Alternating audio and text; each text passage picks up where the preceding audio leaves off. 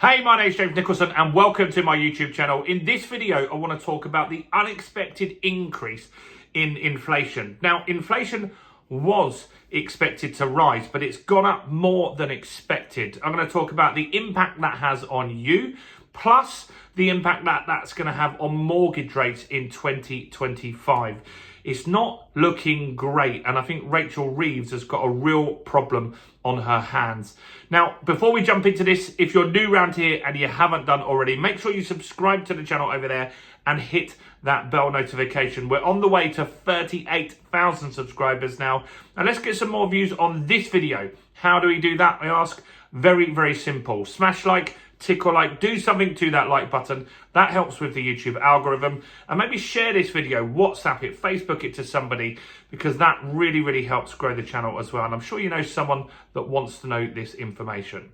So, what is going on? Well, the new inflation data is out today and it doesn't look great.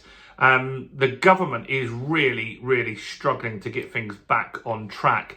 And as you'll see in a minute, some of this cause, the inflation that we're looking at here, is down to government policies.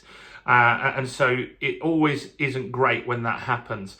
Plus, we've got the expectation that, well, we know for a fact that energy costs are going up again in April, around 5%, I think it is. So that's going to cause some more inflation at that point.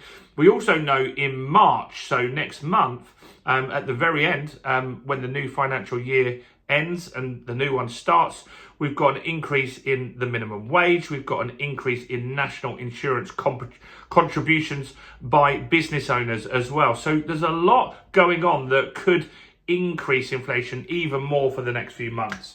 So the CPI data is out, Consumer Price Index data, and it went up from 2.5% in December to 3% this month. That's a big jump. Like that, no one can argue that is a big, big jump in inflation in a month. And so 0.5% is not really what we want to see. And the analysts didn't really see this coming. Their expectation was that we would hit 2.8%. So they were all quite off on this. And that's not really great forecasting by anybody. And so the big contributing factors here to this are interesting. So the things that they've been talking about in this data are airfares.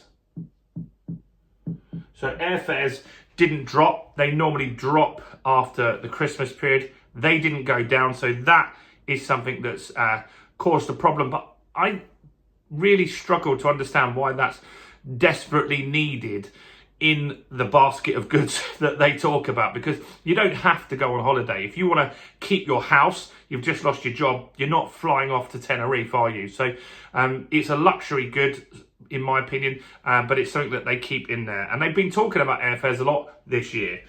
What else are they talking about? Food. So food is up 3.1%. It was under 2% for a period of time, and it's roaring ahead now. Now, food costs going up is not good because that impacts poor people significantly more than anybody else because they don't have that disposable income. So that's really something that you've got to watch.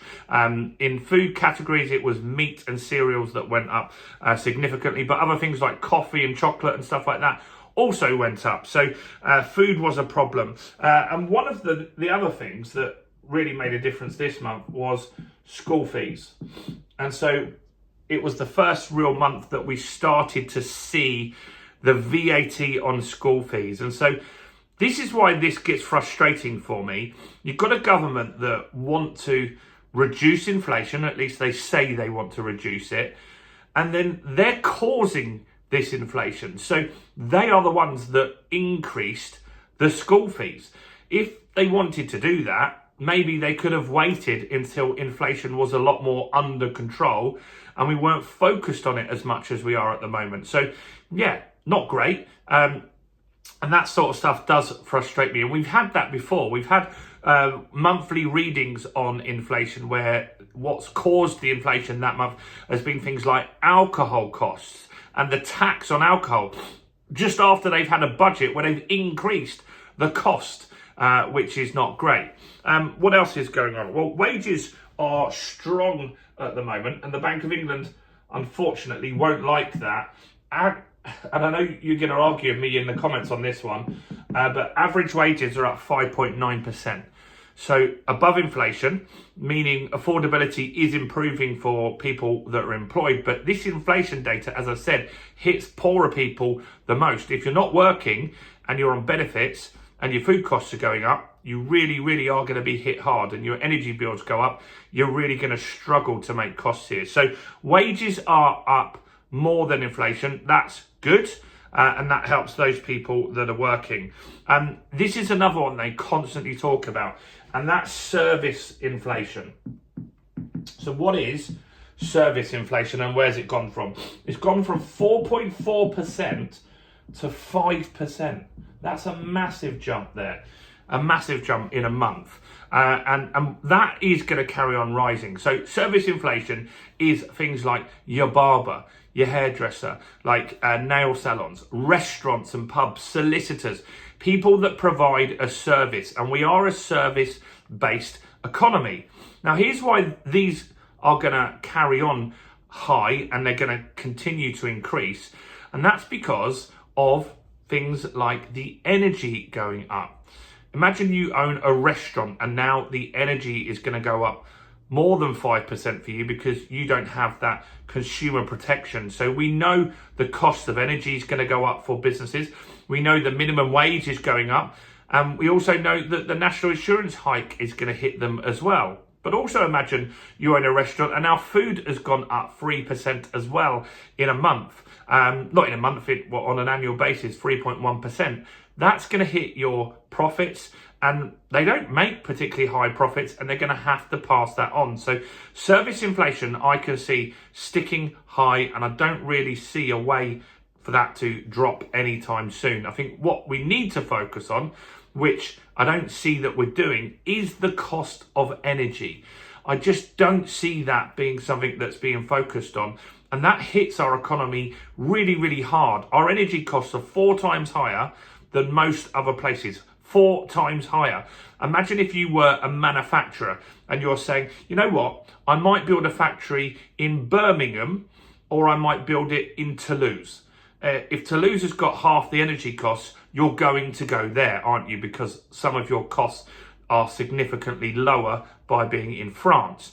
That is something we need to really, really focus on. Yes, we have Energy England, but it isn't, I can't see anything being done to reduce the cost. The government want to put EPC regulation onto landlords and make properties more efficient, but that's not bringing energy costs down in any way. That's just meaning that people spend less, use less energy, which is important as well. But the fact is, we need to bring down those energy costs really, really fast.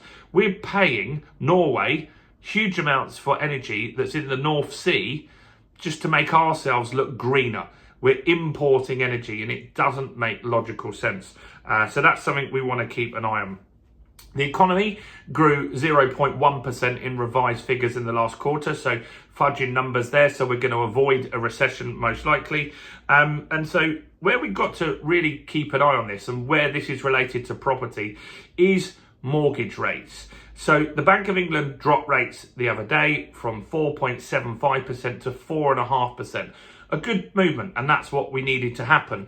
Mortgage rates dropped off the back of that. The swap rate, which banks borrow at, meant that the rates that you could get went below 4% with a number of lenders. But because of this unexpected increase in inflation, it's now expected that Bank of England will not cut in March. It's down to 17% probability. So it's just not going to happen. The good news is there are still 2, even with this higher inflation, we still are, and the markets are forecasting 2 cuts, further cuts by the Bank of England in 2025. But look, this isn't good. This isn't great for anybody, and it's getting ridiculous now that this has been going on so long. And I really can't see any government policies that have helped bring down inflation. Let me know if I've missed some or you think they should be doing anything different. Do comment below with your observations and opinions. What do you think? Do you think inflation is going to hit 4% by summer? It's not looking good, is it? So do comment below, do smash like, and do subscribe. We'll give you all the updates as and when they happen. Do check as well all the other content on my channel, including this video right here.